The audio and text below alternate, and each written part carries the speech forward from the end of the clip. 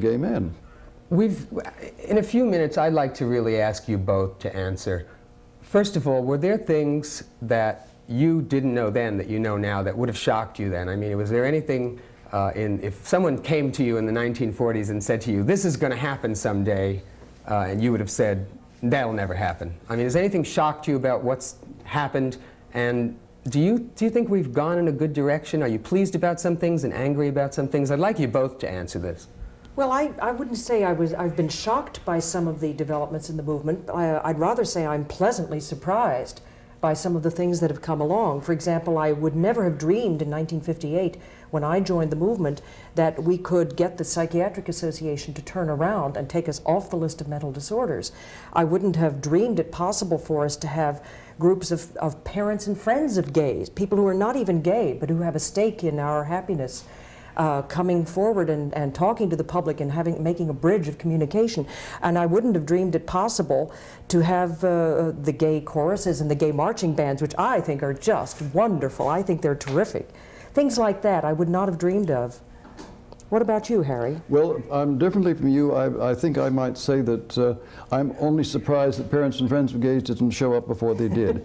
Because in the first Maritime Society, my mother was president, the mother of one of the other men was secretary, and his sister was treasurer.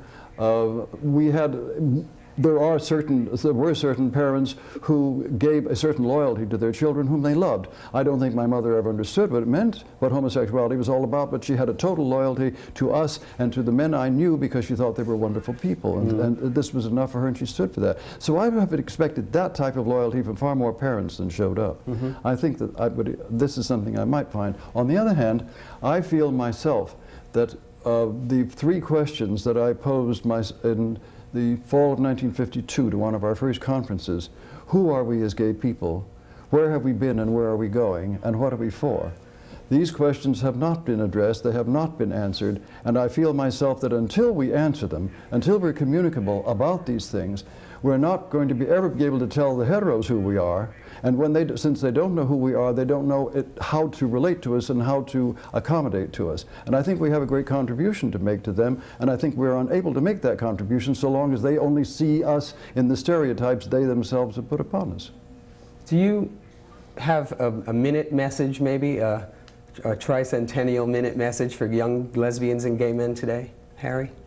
I mean, some advice, maybe? Yes, I would. I would suggest, among other things, that we must begin to quit imitating the heteros as much as we do. And I think as far as the younger people are concerned, they've got a big step up on all of us, because they haven't taken on as much of the frog skins that that most of us have to wrap ourselves in order to get through life. That I've always said that we should tear off the ugly green frog skin and find the beautiful fairy prince underneath. And I hope all the young ones find the beautiful fairy prince tomorrow.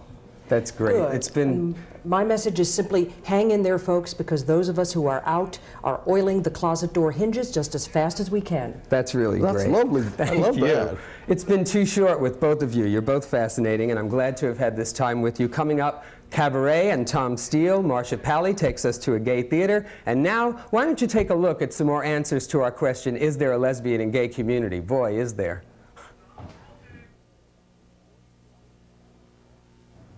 This portion of our time is brought to you by Christopher Street Magazine. Is there a gay community? I think it's obvious. I definitely think that there is a lesbian and gay community out here. Of course there is. There's supposed to be 1 million people in New York who are gay. Yes, there is. Look around you. There are a lot of gays in New York, New Jersey, and all over the tri-state area that I've met and seen. I believe there is a lesbian and gay community. A lot of times it's not, I wouldn't say that it's necessarily all that organized, depending on what part of the country you happen to be in, but obviously here in New York it's much more prevalent than what it is elsewhere. In this town, definitely. Absolutely. Clearly defined. It's right here. We're here in it. If there was a community, it wasn't very well held together, and I think that it seems to be aging and changing. There seems to be the identity or something is not there. Definitely, there seems to be a community of gays and lesbians here. I've noticed certain sections of town, for example, that seem to be more frequented by these people, which led me to believe that they function as a group in a particular area. As a soul community, I don't think there is one, except for the common decency for each other. I think they're actually two separate communities. I personally don't feel that I'm involved in the lesbian community, that I'm truly involved in the homosexual, the male community. There is a lesbian and gay community in New York City. It's very active. Well, I would think so. I came from Stockholm, Sweden just 1 month ago, and I've spent quite a lot of time in Greenwich Village. And I've been down to Key West, and I guess those are the two most gay communities I have ever seen. Yes, there is, and I think they need to have their own community, one in the city, and I'm for it.